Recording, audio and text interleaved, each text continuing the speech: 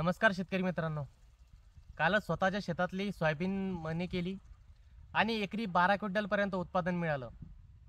हे पाहून आनंद झाला आणि मेहनतीला फळ मिळालं म्हणून थोडं समाधानी वाटलं. पण मागचा संपूर्ण खर्चाचा विचार जर केला तर असं वाटलं की आपण घाट्याचा सौदा करतोय. यामध्ये सुरुवातीपासून खर्च धरला तर शेत तयार करण्यासाठी नांगरटी आणि रोटावेटर याचा खर्च जवळपास 2000 रुपयापर्यंत आला. बियाणं घरचं होतं म्हणून त्याचा खर्च वाचला, परंतु जर हे बियाणं विकत घेतलं असतं तर 30 किलो एकरी प्रमाणे 3000 रुपये खर्च आला असता. पेरणी करण्यासाठी ट्रॅक्टरचा 1500 रुपयापर्यंत खर्च आला. पहिली तणनाशकाची फवारणीसाठी 500 रुपये खर्च, नंतर आंतरमशागत म्हणून कोळपणी आणि निंदणीसाठी जवळपास 2000 रुपये खर्च, यानंतर कीटकनाशक आणि बुरशीनाशक याच्या 3 फवारण्यासाठी जवळपास 2000 रुपये खर्च आला. सोंगणी करण्यासाठी एकरी 4000 रुपयापर्यंत खर्च आला आणि हा खर्च दरवर्षी 300 ते 500 रुपयापर्यंत वाढतच चाललेला आहे. मळणी करण्यासाठी 250 रुपये क्विंटलप्रमाणे 11 क्विंटलचे 2500 रुपये झाले. माल शेतातून घरी नेण्याकरता ट्रॅक्टरसाठी 500 रुपये खर्च द्यावा लागला.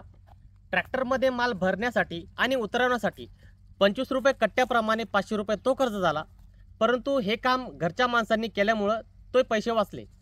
शेतकरी मित्रांनो, जर दुबार पेरणीचं जर संकट उडवलं असतं तर यामध्ये बियाण्याचा खर्च 3000 रुपये हा अतिरिक्त अजून वाढला असता. एकंदरीत संपूर्ण जर खर्च बघितला तर हा खर्च जवळपास 16 ते 18000 रुपयापर्यंत गेला. यावर्षी सोयाबीनची MSP म्हणजेच मिनिमम सपोर्ट प्राइस ही 5328 रुपये आहे. पण सध्या सोयाबीनचे बाजारातले भाव 4500 ते 48 रुपयापर्यंत चालू आहे. 5000 रुपये प्रति क्विंटल प्रमाणे जरी भाव पकडला तरी एकरी 55000 रुपयापर्यंत पैसे जमा होत आहेत. यातून सगळा खर्च जर वजा केला तर हातात फक्त 30 ते 35000 रुपये पडत आहेत, आणि ते पण 4 महिन्याचे. आणि जर शेतकऱ्यांनी त्यांच्या मेहनतीचे जर पैसे पकडले तर परिस्थिती अजूनच कठीण.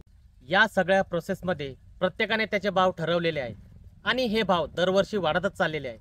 फक्त शेतकरीच असा आहे की अजूनही तो त्याच्या स्वतःच्या मालाचे भाव ठरवू शकत नाही.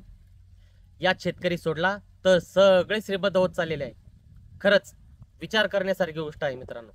आजच्या व्हिडिओमध्ये खरंच सत्यता वाटत असेल तर आपलं मत कमेंटद्वारे नक्की कळवा आणि जास्तीत जास्त लोकांपर्यंत हा व्हिडिओ पोहोचवा, जेणेकरून लोकांना शेतकऱ्याच्या परिस्थितीची जाणीव होईल. धन्यवाद. जय जवान, जय किसान.